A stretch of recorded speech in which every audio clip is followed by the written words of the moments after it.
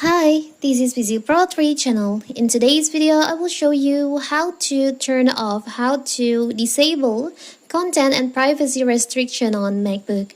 Before you get started, don't forget to subscribe and turn on the notification to keep you updated about this channel. So let's go. If you allow your children to access your Mac computer for entertainment or study purposes, you may want to keep them safe from inappropriate content on the internet and limit the time using certain apps. Therefore, you can set up parental controls on the Mac to restrict the children's usage of the device. What's more, it also adds privacy protection if you share the Mac with others. On my previous video, I've shown you how to enable the parental control or content and privacy restriction on the MacBook. But now, for any reason, maybe you want to disable this feature.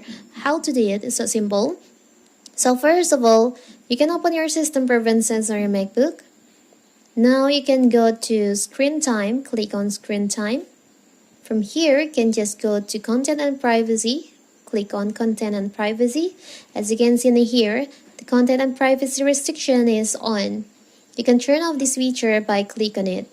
Click on Turn Off.